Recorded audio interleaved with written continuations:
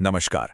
आज की इस खास चर्चा में हम फिजिक्स के एक बहुत ही दिलचस्प और बुनियादी टॉपिक में गोता लगाने वाले हैं, मोशन यानी गति, दूरी, विस्थापन, चाल, वेग।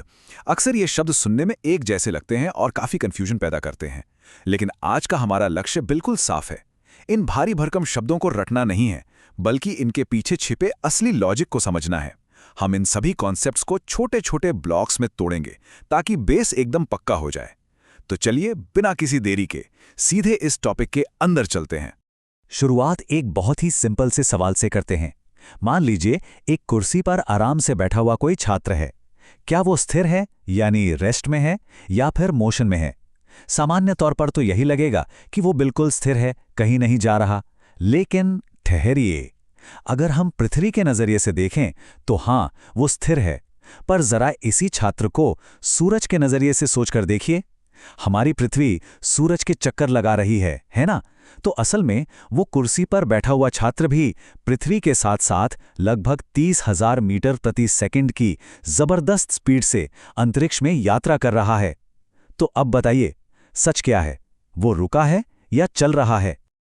और बस यहीं से हमारा पहला बड़ा कॉन्सेप्ट निकल कर आता है। मोशन और रेस्ट ये दोनों पूर्ण या एब्सोल्यूट नहीं हैं। ये सापेक्ष शब्द हैं जिन्हें हम रिलेटिव टर्म्स कहते हैं। सीधे शब्दों में कहें तो कोई चीज चल रही है या रुकी हुई है, ये पूरी तरह इस बात पर निर्भर करता है कि उसे देख कौन रहा है, ऑब्जर्वर कौन है। एक और उदाहरण लेते हैं। मान लीजिए एक चलती हुई स्कूल बस के अंदर कोई बैठा है। अपने बगल वाले यात्री के लिए वह बिल्कुल स्थिर है, लेकिन अगर सड़क किनारे खड़ा कोई व्यक्ति उसे देखे तो वह बस के साथ तेज गति में आगे बढ़ता दिखेगा। यानी मोशन पूरी तरह से नजरिए का खेल है। तो इस नजरिए के खेल को और अच्छे से समझने के लिए आज हम कुछ खास पड़ावों से गुजरने वाले हैं। सबसे पहले हम दूरी और विस्थापन के उलझे हुए धागों को सुलझाएंगे। उसके बाद चाल और वेग यानी स्पीड और वेलोसिटी की बात होगी। फिर हम त्वरण यानी एक्सेलरेशन को समझेंगे, जो गति में रोमांच लाता है। आगे चलकर इन सबको ग्राफ पर उतार कर देखेंगे और अंत में एक समान और असमान गति के फर्क को भी क्लियर करेंगे। ये सारे कॉन्सेप्ट्स एक के ऊपर एक टिके हैं, बिल्कुल किसी बिल्डिंग के ब्लॉक्स की तरह। चलिए फिर अपनी बिल्डिंग का पहला ब्लॉक रखते हैं और बात करते हैं रास्तों की। जब भी हम कोई सफर तय करते हैं तो दो चीजें बहुत अहम होती हैं। पहला है दूरी यानी डिस्टेंस। ये सफर की पूरी कहानी बताता है। रास्ते में चाहे जितनी भी गलियां आई हों, जितने भी टेढ़े मेढ़े मोड़ आए हों, चला गया हर एक कदम दूरी में जुड़ जाता है। लेकिन दूसरा है विस्थापन यानी डिस्प्लेसमेंट। ये थोड़ा अलग है। इससे लंबे चौड़े रास्तों से कोई मतलब नहीं है। ये सिर्फ और सिर्फ एक चीज देखता है, सफर की शुरुआत कहाँ से हुई और खत्म कहाँ पर हुई। इन दोनों पॉइंट्स के बीच का जो सबसे छोटा, बिल्कुल सीधा तीर जैसा रास्ता होता है ना, बस वही विस्थापन है। अगर हम थोड़ा टेक्निकल गहराई में जाएं तो इनके बीच कुछ बड़े मजेदार अंतर मिलते हैं। दूरी एक अदिश राशि है जिसे हम स्केलर कहते हैं। इसका मतलब है इसमें सिर्फ कितना होता है, किधर नहीं। लेकिन विस्थापन एक सदिश राशि है यानी वेक्टर। इसमें मान के साथ साथ दिशा का होना बहुत जरूरी है। अब क्योंकि दूरी सिर्फ रास्ते की लंबाई नापती है तो ये हमेशा जुड़ती जाती है और पॉजिटिव होती है। लेकिन विस्थापन में दिशा होने की वजह से असली जादू होता है। ये पॉजिटिव भी हो सकता है, शून्य भी हो सकता है, और अगर शुरुआत वाली जगह से उल्टी दिशा में चले जाएं तो ये नेगेटिव भी हो सकता है। दिशा वाले इस नियम से एक बहुत ही हैरान करने वाली बात सामने आती है। अगर किसी यात्रा में शुरुआत की जगह और खत्म होने की जगह बिल्कुल एक ही हो तो विस्थापन हमेशा शून्य होगा। जरा सोचिए, एक चिड़िया उड़ती है, आसमान में बड़ा सा गोल चक्कर लगाती है और वापस उसी पेड़ की डाल पर आकर बैठ जाती है। उसने लंबी दूरी तो जरूर तय की, लेकिन विस्थापन बिल्कुल जीरो। ठीक वैसे ही जैसे कोई सुबह घर से स्कूल जाए और शाम को वापस घर आ जाए। दूरी चाहे जो भी हो, दिन भर का विस्थापन शून्य ही रहेगा। रास्तों को समझने के बाद अब हमारी यात्रा के दूसरे ब्लॉक की तरफ बढ़ते हैं। क्या हो अगर हम इन रास्तों के साथ समय और दिशा दोनों को मिला दें? जब दूरी को समय से जोड़ते हैं तो हमें चाल यानी स्पीड मिलती है। ये बताती है कि कोई कितनी तेज भाग रहा है। लेकिन जब हम विस्थापन को समय के साथ देखते हैं तब हमें वेग मिलता है, जिसे वेलोसिटी कहते हैं। अगर आसान भाषा में कहें तो वेलोसिटी और कुछ नहीं बल्कि दिशा के साथ वाली स्पीड है। और क्योंकि वेलोसिटी सीधे विस्थापन से जुड़ी है, ये उसकी सारी खूबियां अपना लेती है। चाल तो हमेशा पॉजिटिव रहेगी, लेकिन वेलोसिटी अपनी दिशा के हिसाब से पॉजिटिव, नेगेटिव या जीरो कुछ भी हो सकती है। खैर, इससे पहले कि हम आगे बढ़ें, फिजिक्स का एक छोटा सा लेकिन बहुत ही काम का शॉर्टकट जान लेना चाहिए। अक्सर ऐसा होता है कि सवालों में स्पीड किलोमीटर प्रति घंटे में दी होती है, जिसे मीटर प्रति सेकंड में बदलना पड़ता है। हर बार वो लंबा चौड़ा गुणा भाग करने से सिरदर्द होता है, राइट?